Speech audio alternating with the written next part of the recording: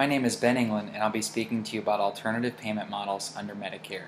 Alternative payment models fell under the Medicare Access and CHIP Reauthorization Act of 2015, otherwise known as MACRA, as part of a major push for increasing quality of care and reduction of costs by the payer in a bipartisan agreement.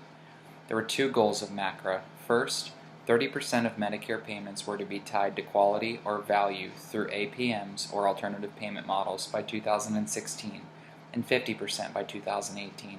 Goal number two tied the fee-for-service payments to quality or value measures in 90% of cases by 2018. The merit-based incentive payment systems fell under MACRA as well, in addition to the alternative payment models. This blended PQRS, BBPM, Medicare EHR into one payment system. This scored practitioners on quality, resource use, clinical practice improvement activities, and meaningful use of that certified electronic health record. Just like alternative payment methods, MIPS scored practitioners based on the quality of care that they were providing. MIPS was based on plus or minus a percentage of the reimbursement based on the above factors. This does not apply to hospitals or facilities because these patients are recipients of Medicare Part A, whereas we will be specifically discussing patients under Medicare Part B. Alternative payment models, according to CMS, are a payment approach that gives added incentive programs to provide high quality and cost-efficient care. APMs can apply to a specific clinical condition, a care episode, or a population in general. There are multiple types of APMs: accountable care organizations, bundled payments, pay-for-performance, and patient-centered medical homes. Accountable care organizations are networks of physicians, hospitals, and physical therapists or other healthcare providers that are part of a team that's given a group of money and or are a group of providers that CMS says that a particular patient can go to.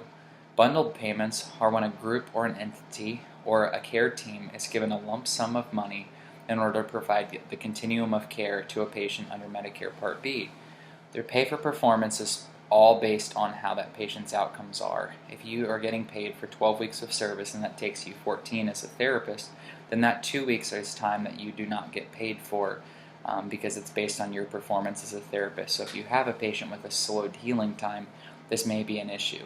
Patient-centered medical homes are where the family physician or the patient's primary care physician is the person that takes over and is the person as more of like the gatekeeper of how to receive therapy services. You are APM eligible if you're already switching over to a plan that's based on quality measures, just like MIPS, and you use the certified electronic health record put out by CMS. You also have to bear some nominal financial risk for a monetary loss if you're a part of one of these groups. So you have to have a little bit to lose if you're in one of these groups because you're relying on the patients under Medicare Part B somewhat for some of your business. So to be a qualified practitioner or a qualified participant, you have to be a physician or practitioner who has a certain percentage of those patients who are eligible to be a part of that APM or be seen through an APM. So there's a quality performance period from January 1st to August 31st, and then that's 2 years prior to you getting paid for you to be an eligible participant. And then you also can be a single person who owns a private practice, or you can be in a group of therapists or a group of individuals with physicians and therapists. And then there's snapshot dates. So at 3 points of time during this performance period, you're looked at as a clinician to see if you're meeting those quality-based guidelines as put forth by CMS. And then you can exclude individuals from there if they do not reach the quality standards that you have.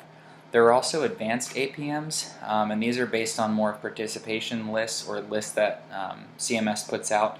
So the participation list, the affiliated practitioner list, as well as the episode-based payment model list. The one we're going to speak specifically to with therapy is like the comprehensive care for joint replacements or the bundled payment care initiatives, because most likely the hospital, that entity, wherever you work, you're given a lump sum of money for a particular diagnosis or for a particular surgery that's being done, and then you're part of that payment process as you're in that continuum of care.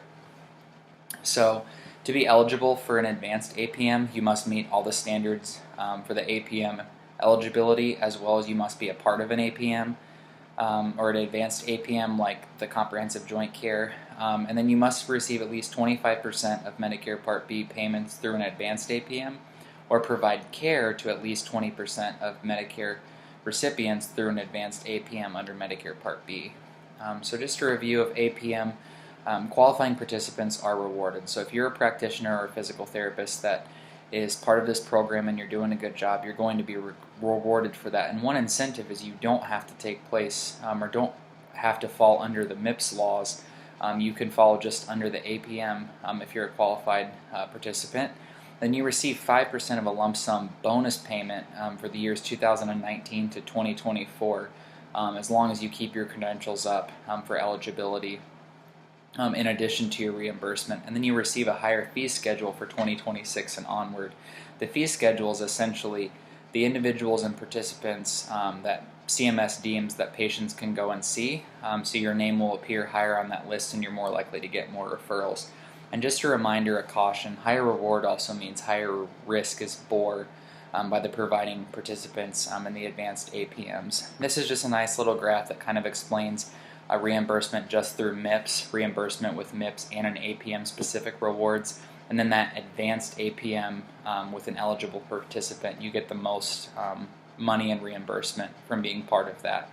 So just the big picture, physical therapists who see patients under Medicare Part B must report in either MIPS, APMs, or both by 2019 at a certain percentage of the patients being seen under Medicare Part B. You must be deemed a qualifying participant for the maximum reward or the maximum reimbursement under this. And if you're an eligible qualifying participant, then you are not subject to MIPS. So quality does equal a reward. This is just a nice little flowchart to see if you do or do not qualify to be part of an APM. Then this is just there for your reference to see if you or your entity would fall under this. Thank you so much for your time.